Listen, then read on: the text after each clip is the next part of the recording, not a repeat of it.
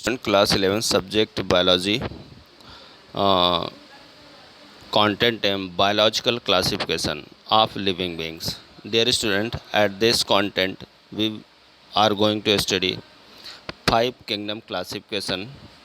They are units Monera, Protista, Plantae, Animalia, and three domains of life. Our target is that we are going to study on here five kingdoms just like Monera, Protista, Plantae, Animalia, and three domina of life.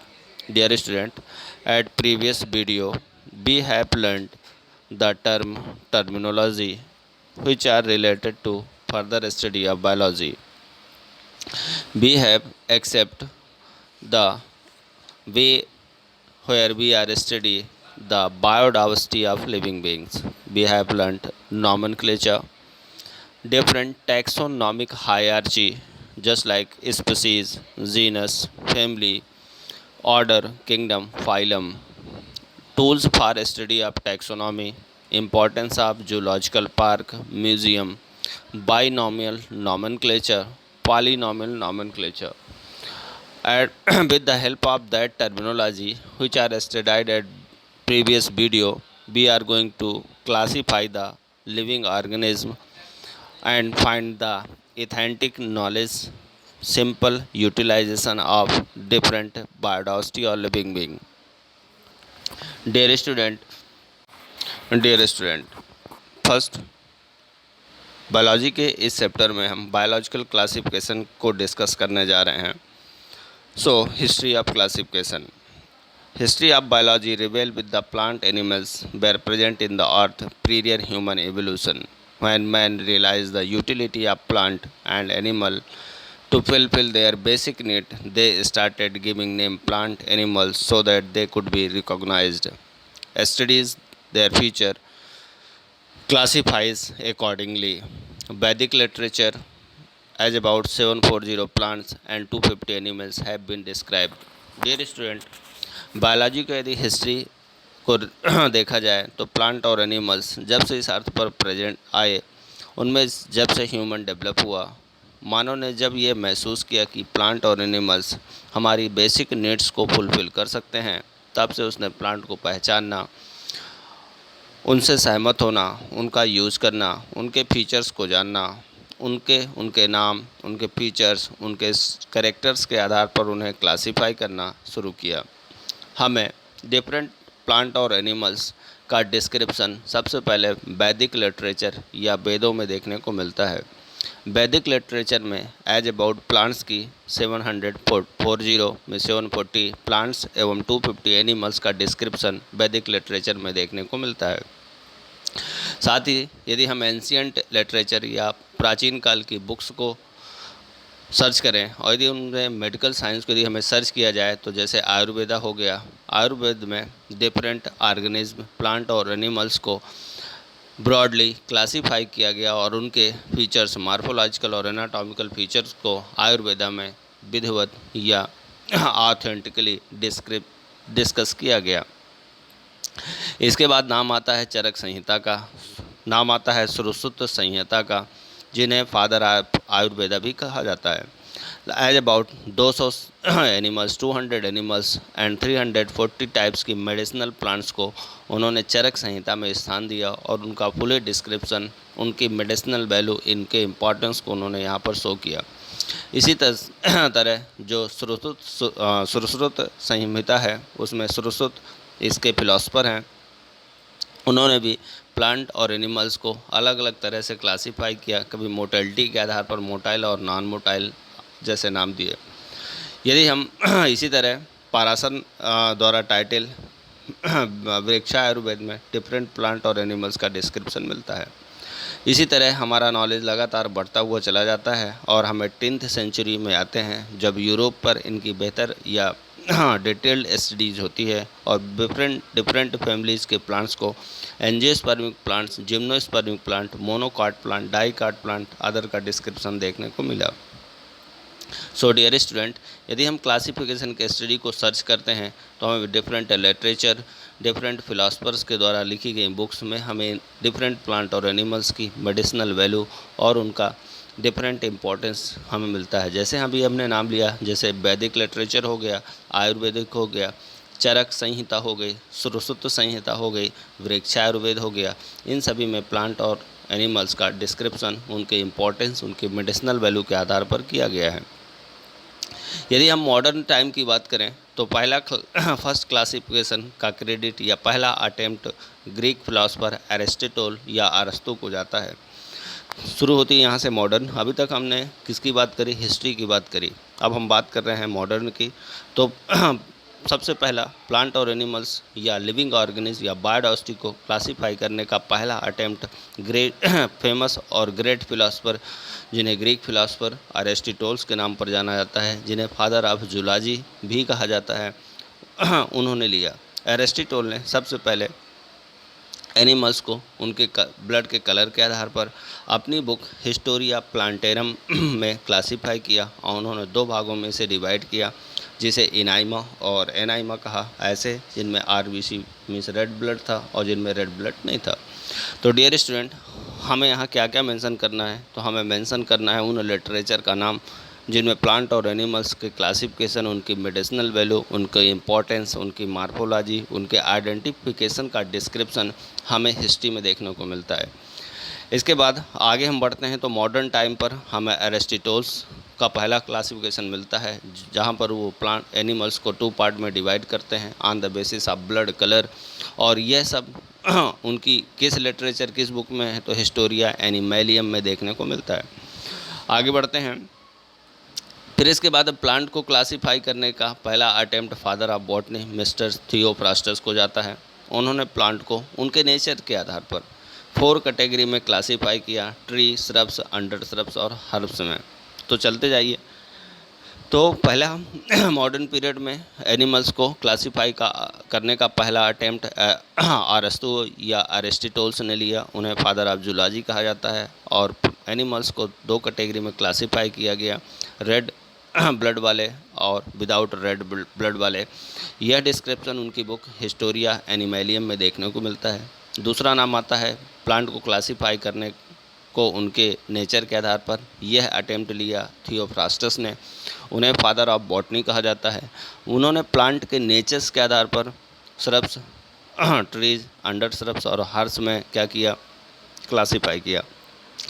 Theophrastus के द्वारा जो भी botany के field में जो description, जो work किया गया, उन्होंने उस सारे ऑब्जर्वेशन या इन्वेस्टिगेशन को अपनी famous book inquiry into plants, cause of plant में उन्होंने मेंशन किया। साथ में उनकी एक फेमस बुक थी जिसका नाम था हिस्टोरिया प्लांटेरम, और उस हिस्टोरिया प्लांटेरम में डिफरेंट प्लांट के डिस्क्रिप्शंस को क्लासीफाई किया गया था। आप ऐसा मानिए कि उनकी जो बुक थी हिस्टोरिया प्लांटेरम मिस्टर थियोफ्रास्टस की, उसमें 480 टाइप के प्लांट्स को क्लासीफाई किया गया था। इसके बाद नाम आता है ब्रिटिश साइंटिस्ट जॉन रे का। उनकी बुक थी याद रखिएगा हिस्टोरिया जनरलिस प्लांटेरम, और उस बुक में एज अबाउट 1800 प्लांट्स को क्या किया गया? डिस्क्राइब किया गया। इन्होंने सब जॉन रे ही थे जिन्होंने स्पीसीज कॉन्सेप्ट को लॉन्च किया। फिर नाम आता है कैरोलस लिनियस का। उनकी बुक का नाम है सिस्टेमा नेचुरी, और उस बुक में एज अबाउट 7300 बुक्स प्लांट्स को का डिस्क्रिप्शन वहाँ देखने को मिलता है। सो डियर स्टूडेंट, हमने अभी हिस्ट्री पर बात डाली और हमने हिस्टोरिकल या एंशियंट पीरियड से लेकर और मॉडर्न पीरियड तक जिन लिटरेचर या जिन सोर्स से हमें प्लांट और एनिमल्स का डिस्क्रिप्शन या उनके बारे में मार्फोलॉजिकल एनाटॉमिकल फीचर्स के जानने की मदद मिली, उनकी के बारे में हमने जाना। साथ में उन ग्रेट साइंटिस्ट, फिलोसफर और इवोल्यूटर के बारे में जाना जिन्होंने लगातार अटेम्प्ट लिए, प्रयास किया ताकि बायोडाइवर्सिटी को क्लासीफाई किया जा सके। डियर स्टूडेंट, एक बार शॉर्ट में फिर मैंने रिपीट करता हूँ। सबसे पहले यदि अटेम्प्ट की बात किया जाए तो प्लांट और एनिमल्स का डिस्क्रिप्शन हमें वैदिक लिटरेचर में देखने को मिलता है। इसके बाद नाम आता है आयुर्वेद में, और आयुर्वेद में दुनिया के डिफरेंट प्लांट और एनिमल्स की मेडिसिनल वैल्यू, उनके आइडेंटिफिकेशन का डिस्क्रिप्शन हमें देखने को मिला। फिर हम आगे बढ़ते हैं तो हमें चरक संहिता देखने को मिली। चरक संहिता के बाद सुश्रुत संहिता, वृक्ष आयुर्वेद, जो कि डिफरेंट प्लांट और एनिमल्स के डिस्क्रिप्शंस को फॉलो करता है या रिप्रेजेंट करता है। मॉडर्न टाइम पर यदि हम बात करें तो पहला नाम एनिमल्स को क्लासीफाई करने का नाम आता है एरिस्टोटल का। उन्होंने, जिन्हें फादर ऑफ जूलॉजी भी कहा जाता है, उन्होंने ब्लड कलर के आधार पर एनिमल्स को क्लासीफाई किया। एनिमल्स के लिए मॉडर्न पीरियड में थियोफ्रास्टस का नाम आता है। उनके द्वारा लिखी गई बुक प्लांटेरम, हिस्टोरिया प्लांटेरम में डिफरेंट प्लांट और एनिमल्स डिस्क्रिप्शन देखने को मिला। जॉन्स रे के द्वारा पब्लिश हिस्टोरिया जनरलिस प्लांटेरम में डिफरेंट प्लांट एनिमल प्लांट का डिस्क्रिप्शन मिला। फिर कैरोलस लिनियस का नाम आता है और इस तरह से ग्रेजुअली हम बढ़ते हुए मॉडर्न टाइम तक पहुंचते हैं और डिफरेंट ऑर्गेनिज्म को क्लासीफाई करते हैं। डियर स्टूडेंट, हम ऑर्गेनिज्म को क्लासीफाई करने का या क्लासिफिकेशन की स्टडी स्टार्ट करें इसके पहले हम ये जान लें वो कौन कौन से कॉन्सेप्ट हैं जिनके द्वारा हम क्लासिफिकेशन को पढ़ते हैं। Means what is the different system of classification, it is the important term, इसे जानना ज़रूरी है। तो पहला है आर्टिफिशियल, दूसरा है नेचुरल और तीसरा है फाइलोजेनिक। 3 तरह के सिस्टम हैं, पहला आर्टिफिशियल, दूसरा नेचुरल और तीसरा फाइलोजेनिक सिस्टम ऑफ क्लासिफिकेशन। हम इन 3 कॉन्सेप्ट को फॉलो करते हैं वेरियस बायोडाइवर्सिटी को क्लासीफाई करने में। तो डियर स्टूडेंट, सबसे पहले पहुंचते हैं आर्टिफिशियल सिस्टम ऑफ क्लासिफिकेशन में। आर्टिफिशियल सिस्टम ऑफ क्लासिफिकेशन कुछ सेलेक्टेड कैरेक्टर के आधार पर डिफरेंट प्लांट और एनिमल्स को आर्टिफिशियली क्लासीफाई किया जाता है। ये कन्वीनियंट होता है। इनमें हम अलग अलग तरह के क्या बनाते हैं, उन कैरेक्टर्स के बेस पर अपन ग्रुप बनाते हैं और एनिमल्स को उनकी इन्फॉर्मेशन के आधार पर वहाँ क्या कर देते हैं, क्लासीफाई कर देते हैं। सपोज देन यदि हमें किसी एनिमल्स को उसके हैबिटेट के आधार पर क्लासीफाई करना है तो हम terrestrial, aerial, aquatic, means land में, एयर में और वाटर में, इन 3 जगह पर उसके हैबिटेट को देखते हुए हम प्लांट या एनिमल्स को 3 कैटेगरी में क्लासीफाई कर सकते हैं। आर्टिफिशियल सिस्टम में मेजर नाम आते हैं एड्रिया, गैस्पर्ड बाहुन, जॉन रे और कैलोरस लिनियस जैसे नाम आते हैं जिन्होंने आर्टिफिशियल ढंग से डिफरेंट ऑर्गेनिज्म को क्लासीफाई किया। सेकंड है नेचुरल सिस्टम ऑफ क्लासिफिकेशन। यह सिस्टम सिग्निफिकेंट कैरेक्टर को ऑब्जर्व करता है और उन सिग्निफिकेंट कैरेक्टर्स के आधार का यूज़ करके वो एनिमल्स या प्लांट को क्लासीफाई करता है। इसमें डिफरेंट स्पीसीज़ के बीच में, डिफरेंट फैमिलीज या ग्रुप्स के बीच में इंटर रिलेशनशिप को बेस माना जाता है, जिस बेस पर उन्हें क्लासीफाई किया जाता है। बट फाइलोजेनेटिकली उन्हें सिमिलर नहीं माना जाता। मीन्स उनका nature, structure, root, stem, leaf, flower, plant के डिफरेंट कैरेक्टर्स को आपस में कंपेयर करते हैं और हम नेचुरल क्लासिफिकेशन तैयार करते हैं। जैसे डी सूजी हो गया, डी कैंडोले हो गए, बेंथम और हुकर हो गए। ऐसे classification natural system of classification में फॉलो किए जाते हैं। थर्ड आता है फाइलोजेनेटिक सिस्टम। फाइलोजेनेटिक सिस्टम जो क्लासिफिकेशन का है उस में ऑर्गेनिज्म को इवोल्यूशनरी और जेनेटिकल रिलेशनशिप के आधार पर को रिलेट करते हैं और कौन प्रिमिटिव है और कौन किससे डेवलप्ड है उसके आधार पर एक सीरियल या एक क्लास में उन्हें क्लासीफाई करते हैं। इसके अंदर एगलर और प्रांटल, हचिनसन, तख्तजान और क्रॉनक्विस्ट के क्लासिफिकेशन पढ़े जाते हैं। यह सबसे एडवांस क्लासिफिकेशन होता है जिसमें हम इंटर रिलेशन सिस्टम को जानते हैं, नेचुरल में हम उनके रियल कैरेक्टर्स को जानते हैं और आर्टिफिशियल में हम डिफरेंशिएशन कैरेक्टर्स को रिप्रेजेंट करते हैं। डियर स्टूडेंट, हमारा फंक्शन क्या है? तो आर्टिफिशियल में हमने कुछ की कैरेक्टर्स लिए, उनके आधार पर हमने ग्रुप बनाए। नेचुरल सिस्टम में हम उनकी बॉडी पर पाए जाने वाले नेचुरल स्ट्रक्चर, रूट, लीफ, उनके स्ट्रक्चर, उनके कलर के आधार, उनके स्ट्रक्चर, कलर, फिजियोलॉजी, मार्फोलॉजी आधार पर हमने क्लासीफाई किया। और फाइलोजेनेटिक सिस्टम में हम उनमें पाए जाने वाले जेनेटिकल, फाइलोजेनेटिक या इवोल्यूशनरी या फर्दर डेवलपमेंट के आधार पर हम एनिमल्स और प्लांट को क्लासीफाई करते हैं। सो डियर स्टूडेंट, अभी तक हमने क्लासिफिकेशन की हिस्ट्री और उसके फर्दर डेवलपमेंट को शॉर्ट में जाना। इसके बाद हमने डिफरेंट सिस्टम ऑफ क्लासिफिकेशन की स्टडी करी। हमारे सामने 3 तरह के सिस्टम हैं जिसमें हम बायोडाइवर्सिटी में सम्मिलित प्लांट और एनिमल्स या माइक्रो ऑर्गेनिज्म को उन आर्टिफिशियल सिस्टम के बेस पर उन्हें ऑर्गेनाइज या क्लासीफाई करते हैं। हमारे पास पहला था आर्टिफिशियल सिस्टम।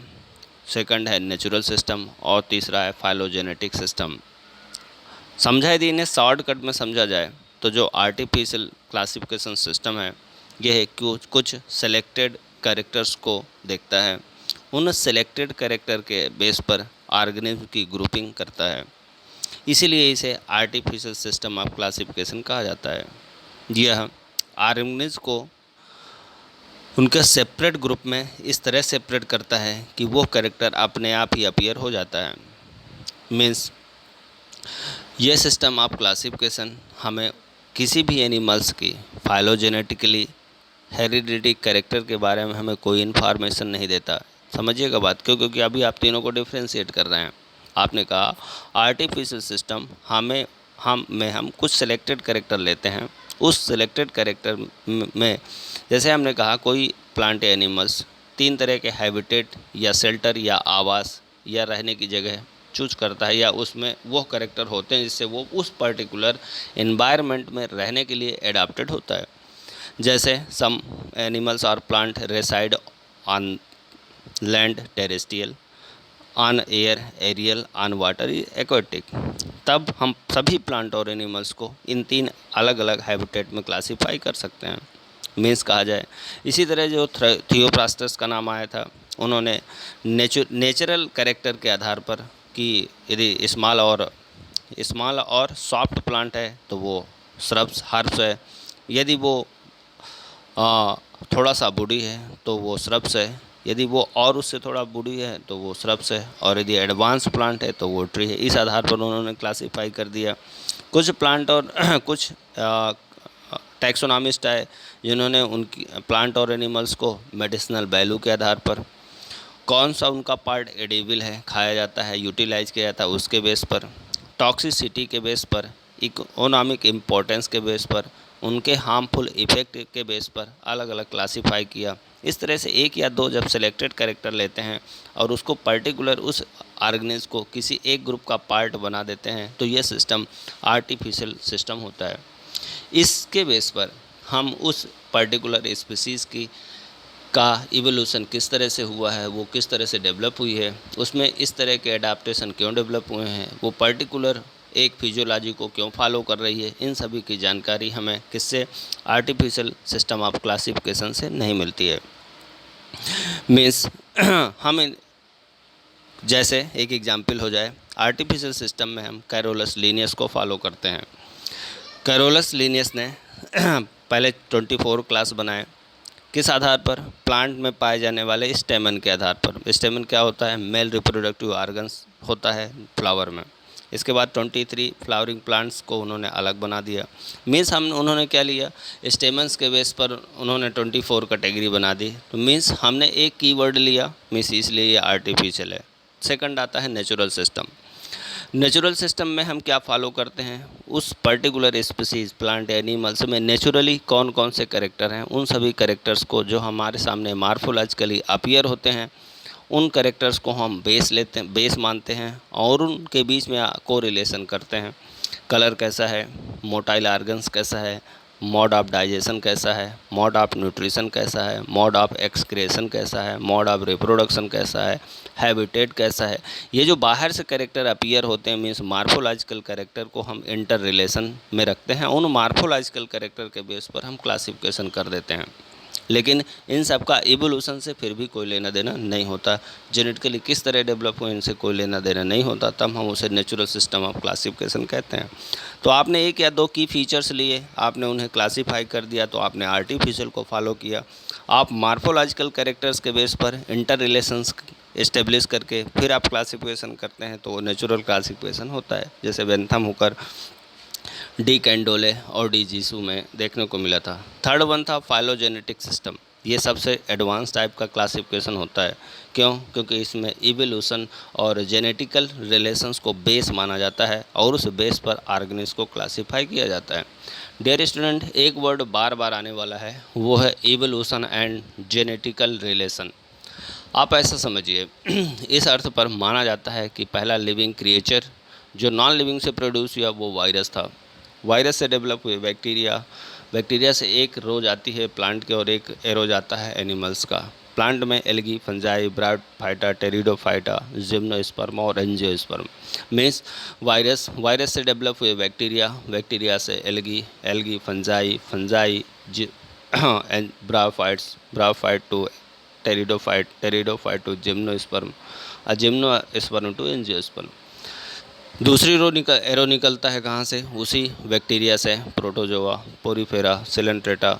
इस तरह से करते हुए हम नॉन कॉर्डेट्स, इकाइनोडर्मेट्स तक या निडेरियंस तक पहुँचते हैं और उन्हीं से एम्फीबियंस, फिशेस, रेप्टाइल्स, एबीज और मैमल्स तक डेवलप होते हैं। तो हमने क्या जाना कि एक एनिमल से दूसरा, दूसरे से तीसरा, एक स्लोली, एक दिन की प्रोसेस नहीं है, मिलियन और ट्रिलियंस ईयर्स के दौरान एक एनिमल से दूसरा, दूसरे से तीसरा, एक स्टेप से दूसरा, स्लोली जो डेवलपमेंट हुआ, जेनेटिक जीन मैनिपुलेशन हुआ, न्यू एडाप्टेड कैरेक्टर डेवलप होते हुए, ये जो स्लो प्रोसेस थी डेवलपमेंट की, मीन्स एक एनिमल से दूसरा इवॉल्व होने की डेवलप होने की जो प्रोसेस थी है, उसी को हम एवोल्यूशन के नाम पर जानते हैं। डियर स्टूडेंट, तो हमने 3 तरह के सिस्टम क्लासिफिकेशन जाने, आर्टिफिशियल, नेचुरल और फाइलोजेनेटिक। हमारा टारगेट यहाँ पर ये है कि हम कीवर्ड्स को जानें। आर्टिफिशियल क्या होते हैं? 1 या 2 कीवर्ड्स होते हैं। नेचुरल में हम मार्फोलॉजिकल कैरेक्टर को कीवर्ड मानते हैं और फाइलोजेनेटिक सिस्टम में ovulation, inter relationship on basis of genetic material और डेवलपमेंट, इस आधार पर हम एनिमल्स को क्लासीफाई करते हैं। सेकंड पॉइंट यहाँ पर ये है कि आर्टिफिशियल सिस्टम को फॉलो करने वाले कौन कौन से टैक्सोनॉमिस्ट हुए, नेचुरल और फाइलोजेनेटिक सिस्टम को फॉलो करने वाले और उस आधार पर डाइवर्सिटी को, बायोडाइवर्सिटी को क्लासीफाई करने वाले अलग अलग टैक्सोनॉमिस्ट कौन से हैं और कौन से क्लासिफिकेशन के द्वारा किए गए। After this we are going to perform the classification of organism. हम ऑर्गेनिज्म को क्लासीफाई करने जा रहे हैं। डियर स्टूडेंट, एक नया वर्ड है, न्यू वर्ड और new terms, that is a biosystematic और न्यू सिस्टमेटिक। बायोसिस्टमेटिक में किया जाता है, यह है क्या? आर्टिफिशियल, नेचुरल और phylogenetic system of classification of organism come under pure taxonomical studies that keep relation with morphological character, evolutionary tendencies. First of all, Julian Huxley used the term new systematic. Emphasis has led to the experimental study of biodiversity. Kemp and Gilly coined the term biosystematic. Miss dear student, ये हुआ कि हमने 3 तरह के system जाने, उनके आधार artificial, natural और phylogenetic. Julian हैक्सले नाम के साइंटिस्ट ने सबसे पहले अटेम्प्ट लिया कि यदि आर्टिफिशियल, नेचुरल और फाइलोजेनेटिक सिस्टम को हम किससे जोड़ दें? एक्सपेरिमेंटल बायोडाइवर्सिटी से जोड़ दें। मीन्स आर्टिफिशियल, नेचुरल और फाइलोजेनेटिक सिस्टम को एक्सपेरिमेंटली जज किया जाए और फिर एक्सपेरिमेंटली जज करके इन तीनों सिस्टम से निकले हुए पॉइंट्स के ऑब्जर्वेशन के आधार पर यदि एनिमल्स को क्लासीफाई किया जाए तो एनिमल्स को राइट पोजीशन पर क्लासीफाई किया जा सकता है। हम किस बात पर एक्सपेरिमेंट करें? तो morphology, physiology, anatomy, biochemistry, molecular organisation, behaviour, phylogeny, genetical characters, इन आधार पर हम उन्हें क्या करें? क्लासीफाई करें और इन्हीं बेस पर हम एनिमल्स को क्लासीफाई कर दें, तब यह टर्म्स न्यू सिस्टमेटिक कहलाता है।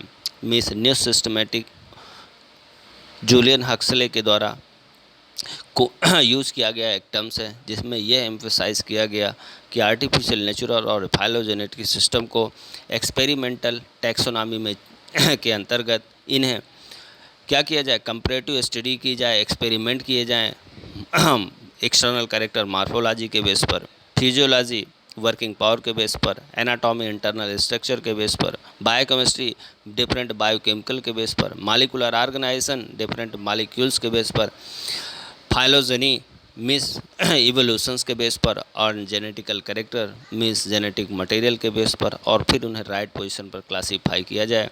इन सभी इस इंटीग्रेटेड स्टडी को जिस टर्म के अंडर स्टडी की जाए उसी को नाम दिया गया न्यू सिस्टमेटिक। यह अप्रोच जूलियन हक्सले के द्वारा लॉन्च की गई और यह टर्म बायोसिस्टमेटिक कैंप और गिली के द्वारा फॉलो किया गया या कॉइन किया गया। सो डियर स्टूडेंट, हम जा रहे हैं क्लासिफिकेशन को पढ़ने। तो सबसे पहले टू किंगडम क्लासिफिकेशन लॉन्च किया गया। टू किंगडम क्लासिफिकेशन का मीन्स ये हुआ कि सभी प्लांट, एनिमल्स, माइक्रो ऑर्गेनिज्म या जितनी तरह के लिविंग स्पीसीज या बायोडाइवर्सिटी इस यूनिवर्स पर प्रेजेंट है उन्हें दो क्लासों में या दो किंगडम में क्लासीफाई कर दिया गया। तो शुरू करते हैं two kingdom classification. Since the time of Aristotle, organisms have been divided into two kingdoms, plant and animal. Carolus Linnaeus also divided organisms into two kingdoms, Plantae and Animalia. It is called two kingdom classification. The member of kingdom plant are called plant and those are kingdom Animalia as animals. Dear student, Carolus Linnaeus और Aristotle's द्वारा इस अर्थ पर जितने भी living organism थे उनको दो class या टू किंगडम में क्लासिफाई किया गया। पहले में प्लांट और सेकंड में एनिमलिया को रखा गया। अब वो कौन से ऑर्गेनिज्म होंगे जो प्लांट किंगडम का में इंक्लूड होंगे और वो कौन से कैरेक्टर वाले ऑर्गेनिज्म होंगे जिन्हें एनिमल में क्लासिफाई किया जाएगा। तो the plant the organism which have the following character means वो लिविंग क्रिएचर जिनमें ये कैरेक्टर्स उपलब्ध होंगे वो प्लांट के पार्ट होंगे या प्लांट किंगडम में क्लासीफाई किए जाएंगे। पहला, presence of cell wall and central vacuoles means ऐसे ऑर्गेनिज्म जिनकी सेल में सेल वॉल होगी और सेल के अंदर सेंट्रल वैक्यूल होगी। Second, they are autotrophic due to presence of chlorophyll, वो ऑटोट्रॉप्स होंगे means they synthesise his food own क्योंकि उनमें क्लोरोफिल होगा। Third, presence of inorganic substance in cell, जिनके सेल में इनऑर्गेनिक सब्सटेंस हो गए। Complete absence of muscles, excretory system, nervous system, sense organs, जिनके पास मसल्स नहीं होंगी ताकि वो मूवमेंट कर सकें, एक्सक्रीटरी ऑर्गन्स नहीं होंगे, नर्वस सिस्टम नहीं होगा और सेंस ऑर्गन्स नहीं होंगे। रिजर्व फूड मटेरियल स्टार्च के फॉर्म में पाया जाएगा। Locomotion means active locomotion absent होगा। Very slow reaction against external stimuli और टेम्परेचर, प्रेशर, लाइट इंटेंसिटी इन पर वो लेस रिस्पॉन्ड करेंगे। ऐसे ऑर्गेनिज्म को कहाँ क्लासीफाई किया जाएगा? प्लांट किंगडम में क्लासीफाई किया जाएगा। तो कौन कौन से ऑर्गेनिज्म शामिल हुए? तो algae, fungi, lichens, bryophytes, pteridophytes, gymnosperms और एंजियोस्पर्म जैसे को इसमें इंक्लूड किया गया। मीन्स प्लांट किंगडम में वो होंगे they have cell wall, vacuole, chlorophyll, perform photosynthesis, have inorganic substance, have lack और have lack the muscle, excretory, nervous system and sense organs. They have reserve food material in form of starch, absence of active locomotion, slow reaction against external stimuli. They are categorized or classified under the kingdom of plant. And remains are those animals they have the following character, they are included on the animal kingdom. Means ऐसे animal जिनमें following character पाए गए या appear हुए उन्हें animal kingdom में classify किया गया। The character are as following, absence of cell wall and vacuole. Animal kingdom में वो ऑर्गेनिज्म होंगे जिनकी सेल में सेल वॉल और वैक्यूल एब्सेंस होगी। जो हेट्रोट्रॉपिक होंगे means they can not prepare their own food. Active locomotory organs उनमें डेवलप होंगे। Excretory system, sensory organs, nervous system, muscles well develop होंगी। रिजर्व फूड मटेरियल स्टार्च की जगह ग्लाइकोजन के फॉर्म में स्टोर होगा। Absence of inorganic substance in cell में inorganic substance absent होंगे। Reflex action against external stimuli means किसी भी एक्सटर्नल चेंज स्टिमुलाई के लिए बहुत अच्छा बाउंस बैक करेंगे या रिफ्लेक्शन देंगे। इनमें प्रोटोजोअन्स, वर्टिब्रेट्स और इनवर्टिब्रेट्स को इंक्लूड किया गया। सो डियर स्टूडेंट, एरिस्टोटल्स और कैरोलस लिनियस के द्वारा सभी ऑर्गेनिज्म को दो किंगडम में क्लासीफाई किया गया, जिनमें पहला किंगडम प्लांट और दूसरा किंगडम एनिमलिया था। हमने दोनों को कंपेयर किया, ये जाना कि दोनों में कौन कौन से कैरेक्टर होंगे एनिमल्स पर ताकि उनको वहाँ पर क्लासीफाई किया जा सके। फिर आता है objective against two kingdom classification. वो कौन कौन से ऑब्जेक्शंस थे साइंटिस्ट को या टैक्सोनॉमिस्ट को जो इस टू किंगडम क्लासिफिकेशन के अगेंस्ट थे या इसे वो कंडेम करना चाहते थे। जब लिनियस के द्वारा क्लासिफिकेशन दिया गया उसके बहुत सालों तक कोई क्लासिफिकेशन नहीं आया। यह जिस समय पर दिया गया था उसके समय के लिए ये कन्वीनियंट था, एडुकेट था, लेकिन जैसे जैसे हमारी स्टडी, हमारा नॉलेज प्यूरीफाई और एम्पलीफाई और कन्वीनियंट होता गया, यह क्लासिफिकेशन, टू किंगडम क्लासिफिकेशन हमारे लिए इनएडिक्वेट और इनकन्वीनियंट होता गया। जैसे first, lower organism can not be easily classified into plant and animals because they lack clear distinction just like Euglena. Means जैसे लोअर एनिमल्स, बैक्टीरिया, वायरस हैं, इनको प्लांट और एनिमल्स में डिफ्रेंशिएट करना कठिन है क्योंकि इनमें डेफिनेट कैरेक्टर मुश्किल से ढूंढने को मिलते हैं। जैसे यूग्लिना, ये सेल वॉल भी, ये ऑटोट्रॉपिक भी है, इसलिए यूग्लिना को प्लांट या एनिमल्स में कहाँ क्लासीफाई किया जाए, because it have the cell wall, so it is a part of plant animals, but it have also perform the autotropism also a plant, but it are flagellated, motile, and and locomote one plant to another plant. Second, fungi are included in plant kingdom. Fungi जो कि saprophytic होती है, heterotrophic nutrition का mod show करती है, means अपना भोजन या अपना फूड दूसरों पर डिपेंड करती है, सैप्रोफाइटिक होती है, उसे प्लांट में इंक्लूड किया गया। इसी तरह क्लेमाइडोमोनास जो कि प्लांट किंगडम का एक पार्ट है, इसमें सेलवाल ऑटोट्रॉपिक होता है, यूनिसेलुलर होता है, सेलवाल इसमें होती है, मीन्स ये प्लांट है लेकिन इसमें फ्लैजला पाए जाते हैं, इसलिए ये एनिमल का कैरेक्टर है। एनिमल्स में क्लासीफाई किए गए स्पंज में भी यही प्रॉब्लम देखने को मिली, लाइकेंस में भी ये देखने को मिला। डियर स्टूडेंट, एक वर्ड है लाइकेंस। लाइकेंस को थोड़ा आपको जानना जरूरी है। लाइकेन इज द प्लांट और एनिमल्स। लाइकेंस में दो प्लांट एक साथ मिक्स होते हैं, सिम्बायोटिक रिलेशनशिप को शो करते हैं, मीन्स एक पार्ट इसका एल्गी होता है, दूसरा फंजाई, और जो बनता है वो लाइकेंस है। लाइकेंस कम्बिनेशन होता है एल्गी और फंजाई का, इसलिए हाफ प्लांट और हाफ फंजाई होता है, इसलिए इसे प्लांट में रखें या एनिमल्स में ये कहना कठिन है। बैक्टीरिया, माइकोप्लाज्मा, ब्रूगिन, एल्गी, इन सब को टू किंगडम क्लासिफिकेशन के आधार पर इनका क्लासिफिकेशन करना क्रिटिकल रहा। उसी तरह वायरस को जो कि नॉन सेलुलर या आसेलुलर ऑर्गेनिज्म कहा जा सकता है, जिसमें प्रॉपर डेवलप्ड सेल भी नहीं है, उसे कहाँ क्लासीफाई किया जाए ये कहना कठिन था। So we have many objections regard are about to two kingdom classification. So after the study, R.H. Whittaker, a famous name, R.H. Whittaker proposed the five kingdom classification.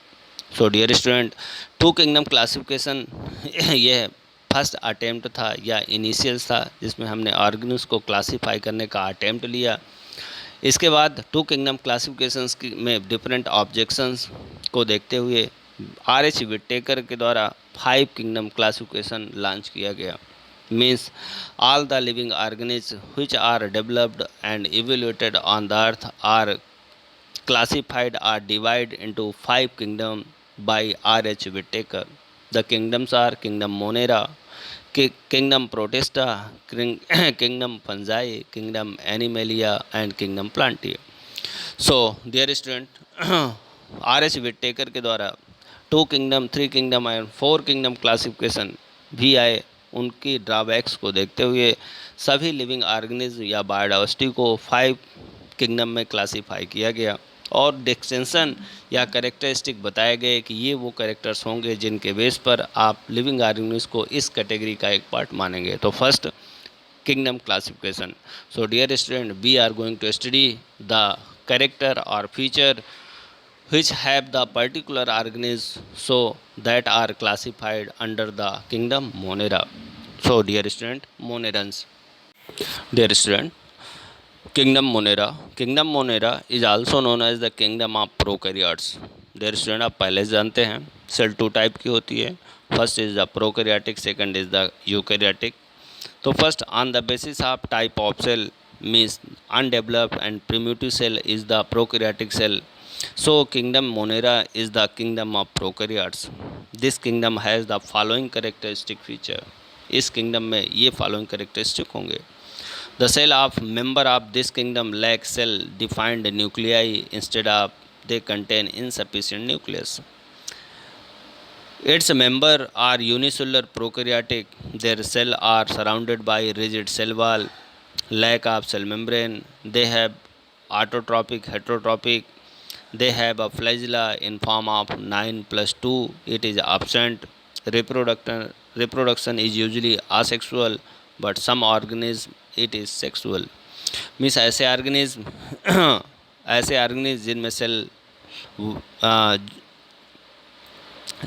Cell wall defined नहीं होगी, nucleus insufficient होगा, unicellular prokaryotic होंगे, जिनकी cell wall चारों तरफ से rigid cell wall द्वारा surrounded रहेगी, ऑटोट्रॉपिक होंगे, जिनमें 9+2 टाइप का फ्लैजिलर अरेंजमेंट नहीं होगा, जो मेनली आसेक्सुअल रिप्रोडक्शन को परफॉर्म करेंगे, मींस जो प्रोकैरियोटिक नेचर को शो करेंगे वो मोनेरन्स होंगे।